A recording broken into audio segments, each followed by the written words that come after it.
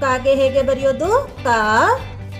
ಅದಕ್ಕೆ ಈ ಸ್ವರ ಸಂಕೇತ ಒಟ್ರು ಸುಳಿ ಸ್ವರ ಸಂಕೇತ ಹಾಕಿ ಹೀಗೆ. ಉಚ್ಚಾರಣೆ ಬಂದು ಕ್ರೂ. ಕಾಗೆ ಒಟ್ರು ಸುಳಿ ಕ್ರೂ. ನೆಕ್ಸ್ಟ್ ಎ. Eighth one A.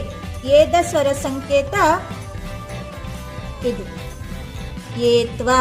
ಏನಂತ ಕರಿತೀವಿ ಎ ಸ್ವರ ಸಂಕೇತ? ಏತ್ವ. ಹೇಗೆ ಬರೆಯೋದು? ಕಾ ಬರ್ದು ಅದಕ್ಕೆ ಈ ಸ್ವರ ಸಂಕೇತ ಹಾಕಿ ಕೆ.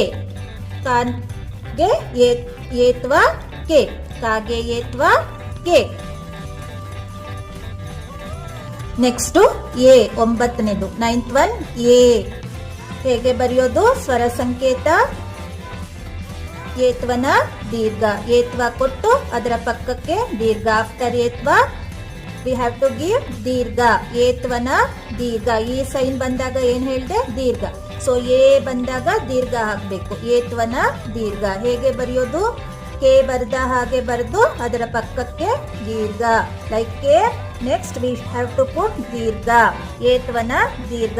ಕಾಗೆ ಏತ್ವನ ದೀರ್ಘ ಕೆ. ನೆಕ್ಸ್ಟ್ ಬಂದು ಐ. 10th ಒನ್ ಐ. ಐತ್ವ ಚಿಹ್ನೆ. ಐದ ಸ್ವರ ಸಂಕೇತ ಐತ್ವ. ಹೇಗೆ ಬರೆಯೋದು? ಏತ್ವ ಕೊಟ್ಟು ಅದಕ್ಕೆ ಐ ಸೈನ್ ಬರಿಬೇಕು. ಐ. ಕಾಗೆ ಹೇಗೆ ಬರೆಯೋದು? ಏತ್ವ ಕೊಟ್ಟು ಪಕ್ಕಕ್ಕೆ ಐತ್ವ ಸೈನ್. ಕಾಗೆ ಐತ್ವ ಕೈ. ಫರ್ಕ ಐತ್ವ ಕೈ. ನೆಕ್ಸ್ಟ್ ಬಂದು 11ನೇದು ಓ. 11th ಒನ್ ಓ.